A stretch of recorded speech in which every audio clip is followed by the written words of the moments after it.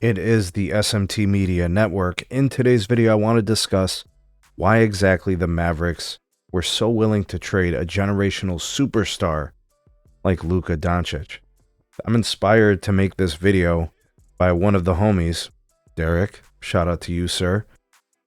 Because we're having this discussion, and I was trying to explain my position and the position of that of Nico Harrison and the Dallas Mavericks, who literally just traded a generational talent. The argument that people are going to make is that Luka is just so much better than Anthony Davis. While I disagree with that statement, I can see why people believe that to be the case, because they believe Luka is an MVP caliber player. Some feel he should have already won an MVP. Some people say he's the best scorer in the league. There's all these things that can be said about Luka Doncic. But here are some of the things that have also been said about Luka Doncic. This is a quote from a team source at Dallas. Quote, "I mean, who gains weight during the season when you're playing 40 minutes a game?" That's pretty crazy, right? A lot of what we're hearing, and this goes back years, is that Luka has actions that are questionable. Whether it's the conditioning, the weight fluctuation, stuff like that. But if you guys remember from the finals last year, the issue with Jason Kidd, complaining to the officials while the play is going the other way, like all that stuff appears to have kind of reached its peak boiling point with the Dallas Mavericks, and they just had to change directions. It became unbearable for them. You may be tolerant to that behavior, but I'm not mad at a team for not tolerating it. In fact, if people are doing these types of behaviors on any other level, it's not tolerated.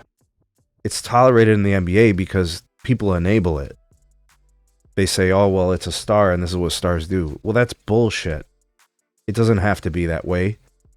That's people tolerating it. That's your decision if you want to tolerate it. Not everybody has to. It's not okay. People don't accept it from children. If they do, those children grow up to be grown babies. Right? And it goes to pandering and being a spoiled brat. And this is how people take childish behaviors into their adult lives. Because they've been enabled, because they've been pandered and pampered and yes man and all of that stuff. You're going to see more and more stories coming out, more and more quotes, more anonymous, and some will be identified too, about Luka and why he's not there. And hopefully Luka takes this personal, and this propels him to win championships. And I understand that if he wins championships, it would be for the Lakers, and I'm not too thrilled about that. I'm a fan of a different team, right? I'm not a hater. I'm just a fan of a different team. I want my team to win the finals. But should he go on to win an NBA finals outside of the Mavericks organization, then Luka proves them wrong. Whatever it takes to reach greatness is what should motivate someone. You look at all the great players. They've always been motivated by something, someone, an event, something that drives them the extra mile to just reach a higher height. It inspires them. Hopefully, this moment in Luka's life and his professional career does something for him that allows him to be better for it. He's young. He's 25. There's a lot of upside.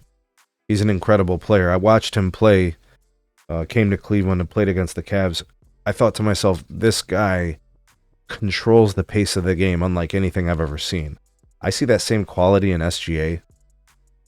So it really is a unique talent, and it's a unique skill and capability to be able to dictate the pace of the game, right? It's a unique feel, and he's got that, right? The talent's not to be questioned. The mindset can be, the culture, the buy-in, that stuff I think can be questioned, and I think that's all legitimate.